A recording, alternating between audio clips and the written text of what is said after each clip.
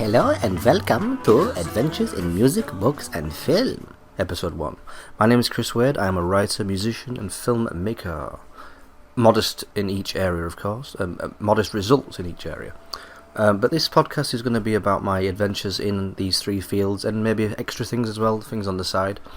We're talking about past projects, future projects, current projects, and dealings with interesting people, interviews with interesting people, meeting interesting people, and maybe some new interviews too with chums and other people. So episode 1 is basically going to go back to 2009 when I was first taking on this world of the arts, as some people call it. And I did an audiobook. Well, I wrote a novel called Cutie and the Sofa Guard. Kind of surreal, mad novel that I started working on when I worked at a stationery shop behind the till. I was supposed to be serving customers, calculators and protractors, rubbers. Instead, I was writing a novel, the great English novel. Now, it started as some funny ideas, and it developed over time into this surreal kind of odyssey kind of story. And I published it myself, and it sold a few copies, and I was quite happy with the results, and I really enjoyed the process of working on a story. But then, dear listener, I sent it to Rik Mayall's, sadly deceased Rik Mayall, his agent at the time, Ord Powell, who was also deceased. And I said, would you like to narrate it on audiobook? I had no money to pay for the audiobook. I had no money to pay Rik. I just, off the cuff one day while pedaling on an exercise bike, I just decided to, say, hey, would you like to do it? I expected either a sod off you northern creep, or just no response. But they said, we'll send it to Rik, and you might hear back in a couple of months, see what he thinks, But he's got other things to do. So, okay, I thought nothing of it. I sent it across. A week later, they said, Rik's read it 3 or 4 times. He has to do it. He really wants to do it. I couldn't quite believe, what we're reading. So I talked to his agent on the phone. She said, he really wants to do it. He wants to meet you first and have a little talk, so we can go over the whole project. So we did. I met up with him in, I think it was December 2009. We met up at his agency in London, and it was just so cool just seeing him come into the room, acting the Rik part. But then he started really talking about the book. He was looking. He printed off 2 versions of the script, one for me, one for him. I didn't bring one with me for some reason. I don't know why. We both sat, and he kind of paced through this really kind of posh room we were in with all vases and antiques and things. He was walking around trying the characters, basically testing them out on me, see what I think of them.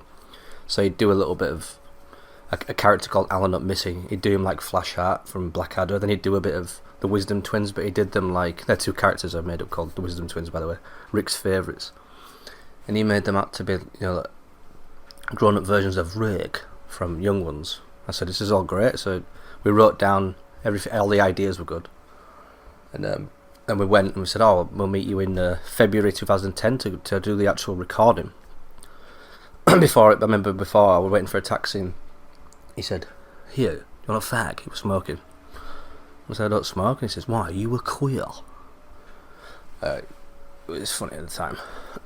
But so then a couple of months later, I met him in Shepherd's Bush. I found the cheapest recording studio in London, down an alleyway, probably littered with heroin needles and vomiting drunks, but I didn't see any. They could have been there hiding.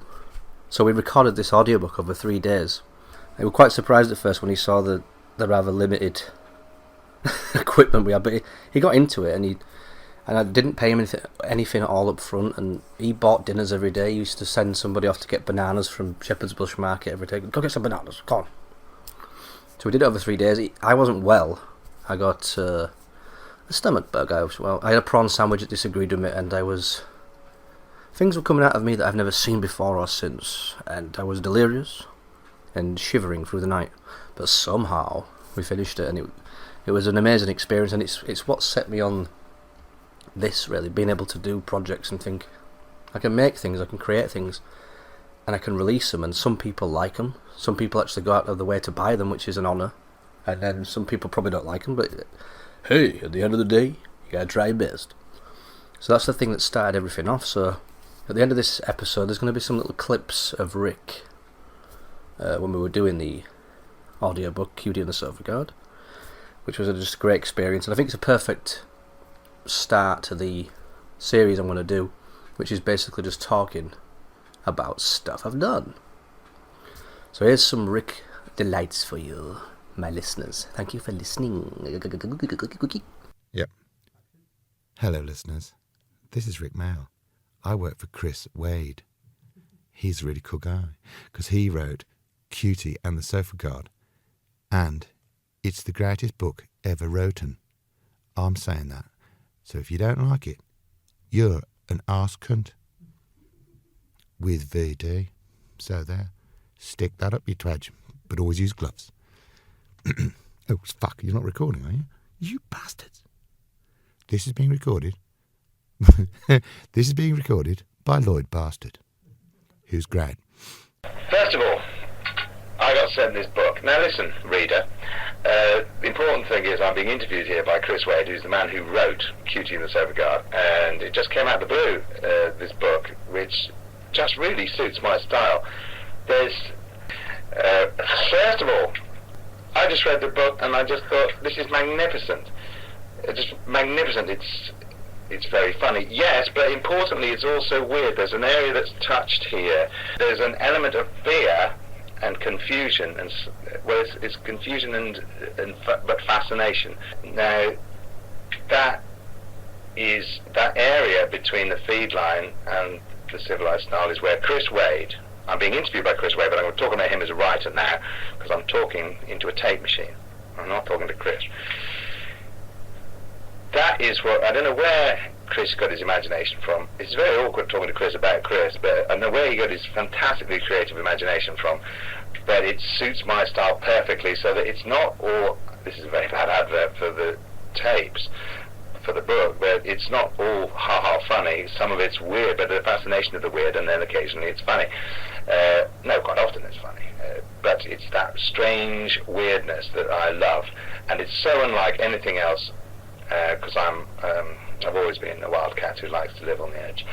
The hedge. I'm a wildcat who likes to live on the hedge. Because that's where it's all happening, bloody hell. Chris offers me so much.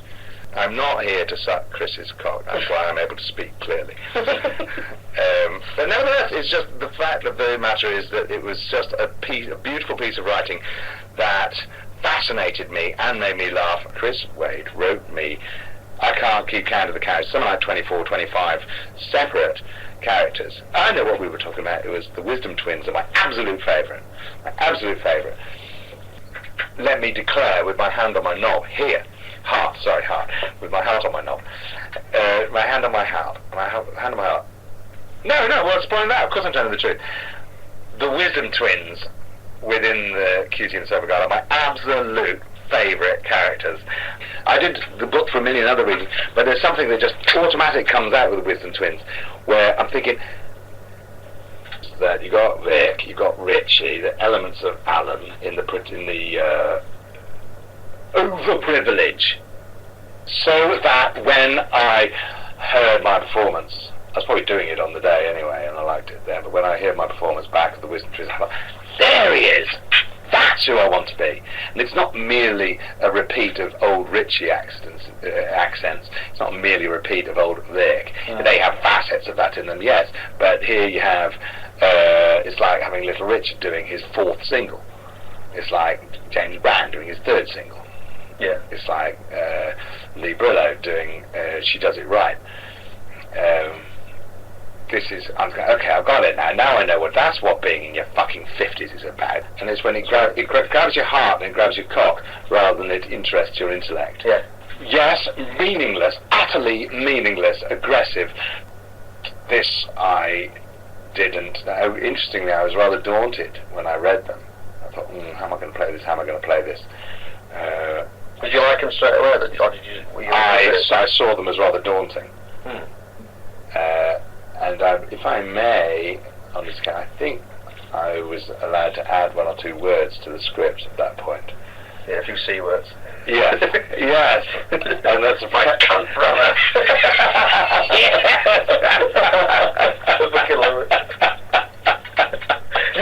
why I wanted ass. That's absolutely unnecessarily horrid. Oh God, there's one line. I've listened back to the... line. It was a shouty line. And it were, hurry up, you dog boy. Where's my fucking food, you tosser? And you read it quietly to yourself and say, we'll do that later on, and we forgot to do it. I really wanted you to... Dog boy, you use a lot. You use that insult a lot. Where did you get that from? Well, it's just like, it's like the most degrading insult. Like, you're a dog. You're not only a dog, you're a dog boy. Dog boy's really fucking nasty. All fours. Yeah, it's very nasty.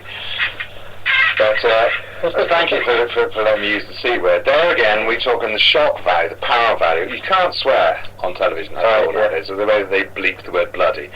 Lord knows I'm not sexy, but the fact that no, I'm not going to go there. There's no point starting a fight. So those guys are just delicious. So they're my absolute number one favourites. Yeah. And putting them both at number one is like setting fire to a box of fireworks anyway, because they'll be arguing about who's actually number one and who's the better number one than the other. Yeah. So we just cause a trouble by that. They're the guys that really... They do it for me. Yeah. Crucially, Kevin the Sniffer is involved. He's not the grandfather, but he's involved. Yeah. We talk about favourites. Golly, I don't know. So many in there, really. Yeah, I mean, certainly the hero's father is great. I love Nippy Want. I like the storyteller, Uncle Archie, who's gorgeous as well. God is good. The posh old bloke in the lift is, there you've got, that's funny, but it's a representation of humanity that hasn't surrendered, which doesn't sound so romantic, but he's been fucked on all his life, and he's an old soldier and representative of the male community, M-A-L-E community. No surrender. I love Jerry, Philippa's boyfriend. Jerry's fantastic. I love Alone Up Missing, the archaeologist. I love Ruddy Mack, the headmaster. There's the sofa guard's fabulous. Of course he's fabulous, he's a fucking sofa guard. Doesn't go without question. Davy, now there's a guy called Davy, go and find him, viewer. Davy, and Davy has two very amusing assistants who don't speak quite enough for me. I wish I could find out more about them, whoever they are. I would like to see them. Horny brunette, is it? Wouldn't even suggest that they were very horny women, but I don't get to play them with them enough. But Davy is fantastic. Oh yeah, the Irish cleaner. I love him. There's who's that nice Welsh bloke I like? Oh, the very loud teacher. Oh, Mr. Henrietta. Yeah, Mr. Henrietta. I love Mr. Henrietta. He's great. He's cool. He's great. And all the schoolmates are good, and the bullies are good. The bullies, yeah, and what the bullies get. I think there's so much in it, isn't there? It's so vast. It's massively rich. It's almost like it's like two novels. Yeah. The way that it kind of comes to an end, and well, now I shouldn't really say it, but it comes to a conclusion, and then he starts again with his new life. Yeah. I imagine that you adore Dali. Dali's not dissimilar to you, you know. It's very broad canvas, with an extraordinary imagination. And he was a very good showman, Dali, as well. This is art. I mean, how old are you now? 25. Good. So I've got a good few years in you yet. I'm 52, so I've got... I mean, I genuinely think we really complement each other.